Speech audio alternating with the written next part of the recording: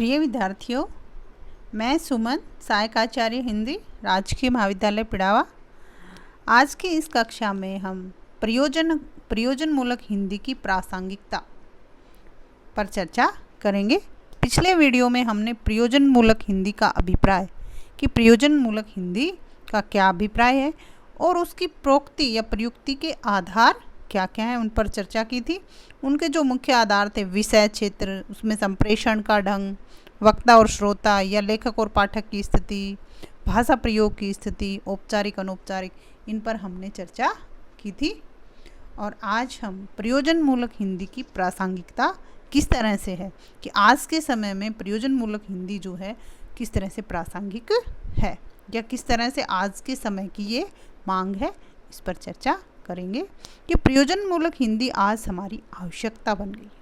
हिंदी भाषा पढ़ना लिखना एक अलग पक्ष है क्योंकि उससे भाषा का ज्ञान व्यापक होता है। जैसे कोई हिंदी भाषा को पढ़े लिखे तो उससे उसका ज्ञान व्यापक ही होगा, पर हिंदी का साहित्य पढ़कर उसकी भाषा के विविध पक्षों, भाव भंगिमाओं से परिचित होना एक अन्य पक्ष।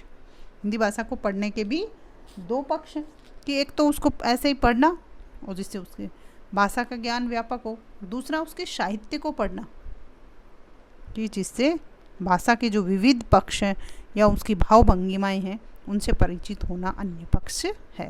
कारण यह है कि साहित्यिक भाषा का एक पक्ष होता है जिससे उस भाषा के बोलने वालों के जीवन अनुभव, उनकी आशाएं, उनकी आकांक्षाएं निहित होती हैं, परंतु यह उनके जीवन का एक पक्ष होता है।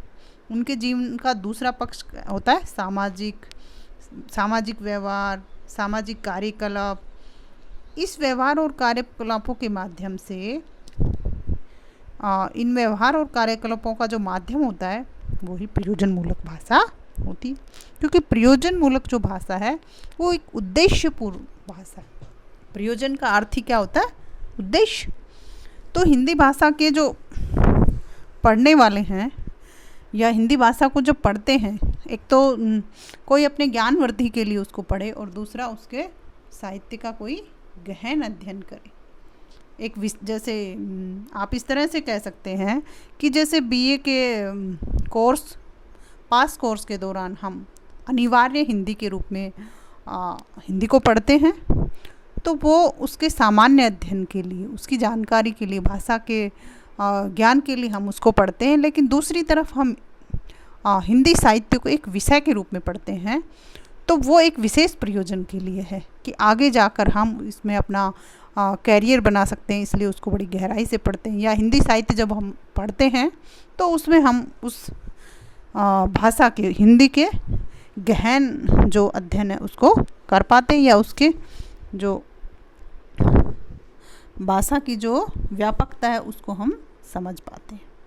तो इस व्यवहार और कार्यकलापों का जो माध्यम होता है वही प्रयोजन मूलक भाषा होती है।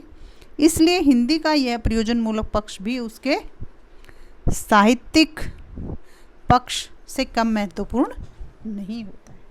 अतः प्रयोजन मूलक हिंदी की प्रासंगिकता स्वयं ही सिद्ध हो जाती है। प्रयोजन मूलक हिंदी की प्रासंगिकता का एक रूप और भी दृष्टव्य, जैसे अध्ययनकर्ता के लिए इतिहास, राजनीतिक विज्ञान, वाणिज्य विज्ञान, आयुर्वेद, मेडिकल, भूगर्भ शास्त्र,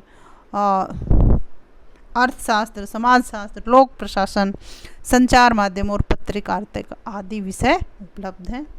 और उसके लिए एक माध्यम भाषा, चाहे अंग्रेजी हो या हिंदी, आनी और अच्छी तरह आनी चाहिए तथा अपने इन सभी विषयों की जानकारी दूसरे को देनी है। तो प्रयोजन मूलक हिंदी दूसरे को देनी है तो प्रयोजन मूलक भाषा माध्यम हिंदी, अंग्रेजी अथवा अन्य कोई भाषा हो सकती है।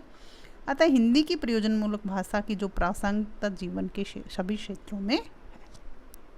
इस तरह से कह सकते हैं कि जैसे कोई राजनीतिक विज्ञान को पढ़ता है, वाणिज्य को पढ़ता है या विज्ञान को पढ़ता है, इतिहास को पढ़ता है, किसी भी विषय को पढ़े, वो या तो हिंदी माध्यम से पढ़ेगा या अंग्रेजी माध्यम से। तो जब वो हिंदी माध्यम से पढ़ता है तो उसको हिंदी का अच्छी तरह से जैसे ज्ञान होना चाहिए कि वो शुद्ध लिख पाए, शुद्ध बोल पाए। अगर वो शुद्ध लिखना बोलना कर पाएगा तभी वो अपने जो विषय हैं, चाहे इतिहास हो, राजनीतिक विज्ञान हो, वाणिज्य हो, तो वो दूसरे को अच्छे से समझा पाएगा। इसीलिए हिंदी की प्रयोजन मूलक हिंदी की प्रासंगिकता है। अतः हिंदी की जो प्रयोजन मूलक भाषा की प्रासंगिकता जीवन के हर क्षेत्र में। तो आज के वीडियो में इतना ही, और नेक्स्ट वीडियो में हम प्रयोजन मूलक हिंदी और साहित्यिक एवं सामान्य हिंदी में अंतर क्या है, उस अंतर पर अध्ययन करेंगे कि प्रयोजन मूलक हिंदी और साहित्यिक भाषा हिंदी में क्या अंतर है। और ये जो टॉपिक हैं आपके लिए बहुत ही परीक्षा उपयोगी है और ज्ञानवर्धक है, इसलिए आप इनको ध्यान से पढ़ें, और इनकी PDF भी मैं अपने ग्रुप में शेयर कर दूंगी, जिससे कि आप लोगों को असुविधा नहीं हो, आप उसको अच्छे से समझ पाएँ। और तब तक के लिए धन्यवाद। मिलते हैं अगले वीडियो में।